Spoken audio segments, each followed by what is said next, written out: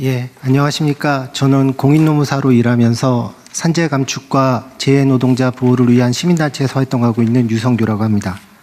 오늘 저는 안전보건의 양극화에 대해서 이야기를 해보고자 합니다.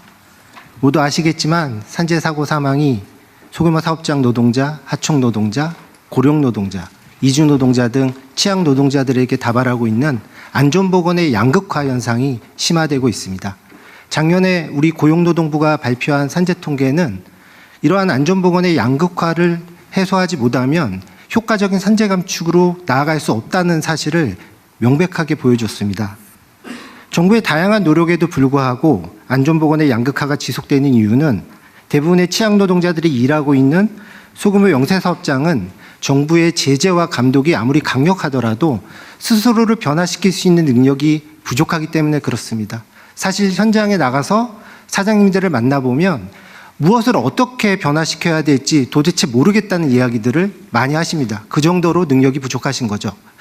따라서 변화할 수 있는 능력을 지닌 사업장과 그렇지 못한 사업장에 대한 차별적인 산재 예방 감독 전략의 실행이 매우 중요한 시점이라고 봅니다. 능력을 지니고도 변화하지 않는 사업장에 대해서는 지금보다 더 강력한 제재를 실행하고, 능력이 없어서, 능력이 부족해서 변화하기 어려운 사업장에 대해서는 지금보다 훨씬 더 강력한 지원과 지도 감독을 실행해야 된다고 봅니다. 그런데 이와 관련해서 매우 중요한 지점이 있습니다. 사업주 지원과 지도 감독을 무차별적으로 해서는 안 된다는 거죠. 어떤 지역, 어떤 사업장에 대해서 어떤 지원과 어떤 지도를 할 것인지에 대해서 정확히 타겟팅해야 됩니다. 사실 과거 우리 정부가 수많은 지원 정책과 지도 감독을 펼쳤음에도 불구하고 그 효과가 낮았던 이유는 바로 이 타겟팅을 제대로 못했기 때문이라고 판단이 듭니다. 정확한 타겟팅을 위해서는 산재 다발 지역 및 업종, 공정, 작업 유형, 인적 취약성 등에 대한 목적 지향적이고 면밀한 통계 분석이 반드시 이루어져야 됩니다. 자신이 어디에 발 딛고 서 있는지를 모르는 사람은 앞으로 어디로 나아갈지도 모르고 사실 나아가더라도 잘못된 방향으로 나아갈 가능성이 높습니다. 조속히 실질적으로 도움이 되는 산재 통계 수집 및 분석을 위한 인프라 구축이 반드시 마련돼야 됩니다. 덧붙여 소규모 영세사업주들의 현장의 의견을 들어보면 노동부나 안전보건공단 등이 시행하는 지원 제도를 모르거나 알고 있더라도 그 절차가 복잡하거나 신청 서류가 복잡해서 신청하지 못하는 경우들이 많다고 하십니다.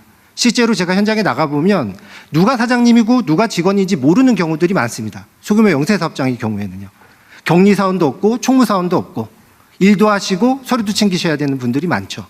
결국 지원제도를 구축할 때 진짜 도움이 필요한 이러한 소규모 영세사업주들이 배제되지 않도록 제도 접근성을 높이기 위한 방안을 반드시 함께 고민해야 된다고 생각합니다.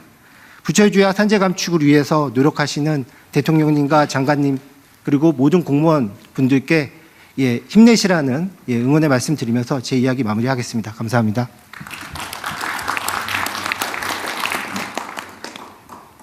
네, 그럼 먼저 장관님이 지금 이 말씀에 피드백을 주실 분이 계신가요? 네, 노동부 장관입니다. 네, 직을 건 분 한번 얘기해 보세요.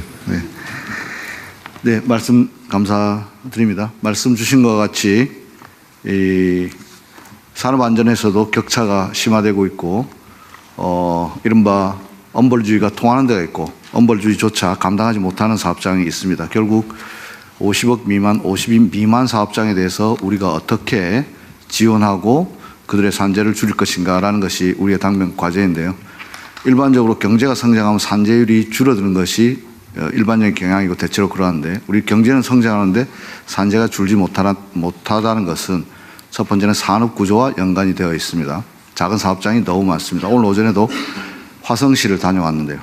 화성시에 우리나라의 중소기업이 대부분이 들어있는데 그중에 90% 이상이 소규모 사업장입니다.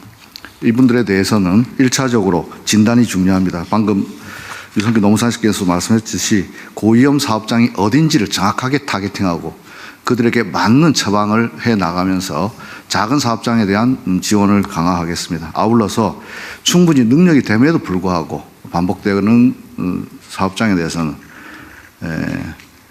경제적 제재도 병행함으로써 그동안 맛없는 당근과 안 아픈 채찍이었다. 이런 비판이 많았습니다. 그래서 당근도 맛있게 하고 채찍도 아프게 해가지고 산재 줄여서 저도 오랫동안 일할 수 있도록 하겠습니다. 고맙습니다. 그거 좀 처음 듣는 얘기인데 맛없는 당근에 안 아픈 채찍이었다. 지금 훌륭한 지적 같습니다. 오래 다니게 해주십시오. 예.